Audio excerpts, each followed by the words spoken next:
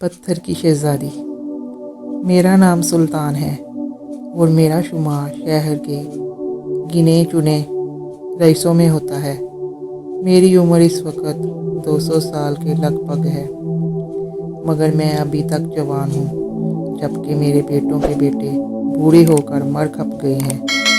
میری اس لمبی عمر کا راز کیا ہے؟ میں ایک غریب انسان سے رئیس کیسے بنا؟ یہ ایک ایسی ہولناک داستان ہے کہ سارے واقعات یاد کر کے ابھی بھی میرے رونگٹے کھڑے ہوتے ہیں۔ یہ آج سے 200 برس پہلے کی بات ہے۔ میں ایک فرم میں ملازم تھا جو امپورٹ ایکسپورٹ کا کام کرتی تھی۔ کام کے سلسلے میں مجھے ایک بار بیرون ملک جانا پڑا۔ مجھے بحری جہاز سے سفر کرنا تھا۔ مقررہ تاریخ کو میں بندرگاہ پہنچا اور بحری جہاز میں سوار ہو گیا۔ اس وقت میں سوچ بھی نہ سکتا تھا کہ میں اپنی منزل پر کبھی نہیں پہنچ سکوں گا۔ 2 عرشوں والا بڑا بحری جہاز تھا۔ اس میں 1100 کے لگ بھگ مسافروں کی گنجائش تھی۔ جہاز میں کل 500 کیبن تھے۔ میں نے بھی ایک کیبن بک کروا لیا ہوا تھا۔ جہاز کے بڑے ہال میں مسافروں کی تفریح کا ہر طرح انتظام تھا۔ پروجیکٹر کے ذریعے فلمیں دکھائی جاتی۔ انڈور گیمز کا بھی بندوبست تھا، اس لیے سفر بڑے مزے سے کٹ رہا تھا۔ سفر کا 6واں دن تھا۔ میں اپنے کیبن میں بیٹھا ناول پڑھ رہا تھا کہ زوردار جھٹکے لگے۔ میں گھبرا کر کیبن سے نکلا تو دیکھا کہ ہنگامہ برپا ہے۔ سمندر میں طوفان آ گیا تھا۔ عورتوں اور بچوں کے چیخوں پکار نے قیامت کا سماں باندھ رکھا تھا۔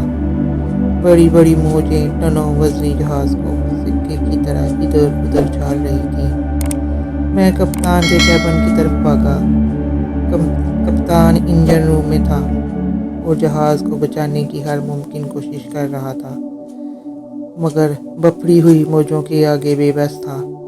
جب تباہی سامنے نظر آنے لگے تو لائف بوٹ سمندر میں اتاری جانے لگی۔ مسافروں میں دھکم پیل شروع ہو گئی۔ اپنی جان بچانے کے لیے لوگ سب کچھ بھول گئے تھے۔ عملے کے لوگ چیخ چیخ کر انہیں پرسکون رہنے کی ہدایت کرتے رہے، مگر کوئی ان کی بات پر کان نہ دھرتا۔ اس افراتفری میں درجنوں بچے اور بوڑھے پاؤں تلے کچلے گئے۔ لوگ لائف بوٹس میں چھلانگیں لگا رہے تھے، مگر جب لائف بوٹس میں گنجائش سے زیادہ افراد جمع ہو جاتے تو وہ الٹ جاتی۔ میں بھی ایک لائف بوٹس میں چھلانگ لگا چکا تھا۔ اس میں پہلے سے کافی لوگ تھے اور ابھی چھلانگیں لگانے کا سلسلہ جاری تھا کہ عملہ کے کسی فرد نے رسا کھول دیا۔ لائف بوٹ موجوں پر اچھلی اور الٹ گئی۔ میں مضبوطی سے کشتی کے کنارے کو پکڑے ہوئے تھا۔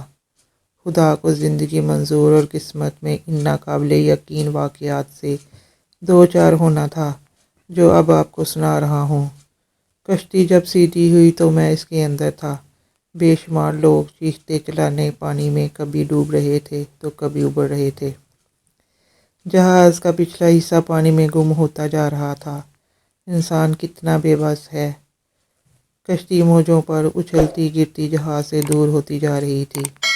میرا دل خون کے آنسو رو رہا تھا۔ سینکڑوں لوگ میرے سامنے بپھری موجوں کا شکار ہو گئے تھے۔ میں چاہتے ہوئے بھی ان کے لیے کچھ نہ کر سکا۔ لہروں پر سفر کرتی کشتی جہاز سے بہت دور نکل آئی۔ سمندر رفتہ رفتہ پرسکون ہوتا چلا گیا۔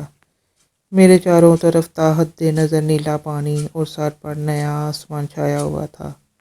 جان بچ جانے پر میں نے خدا کا شکر ادا کیا۔ سورج غروب ہو گیا۔ رات بے حد سرد تھی۔ میں کشتی کے کونے میں ٹھٹرتا سفر کرتا رہا۔ کشتی کس طرف جا رہی تھی مجھے کچھ پتہ نہ تھا۔ بیتے ہوئے لمحے اتنے خوفناک تھے کہ ان کا تصور کر کے کپ کپی طاری ہو جاتی۔ رات گزری، دن چڑھ آیا تو بھوک کا احساس ہوا، مگر یہاں تھا ہی کیا جو میں کھا سکتا۔ سمندر کے ٹھنڈے اور کھارے پانی کا گھونٹ بھرنا چاہا تو اب کائی آ گئی۔ کشتی اب ہولے ہولے جا رہی تھی۔ سورج سر پر آ گیا تو اس کی تپش ناقابل برداشت ہو گئی۔ میں نے قمیض اتار کر سمندر کے پانی سے بھگوئی اور جسم پر ڈال لی۔ اس سے قدرے سکون ملا۔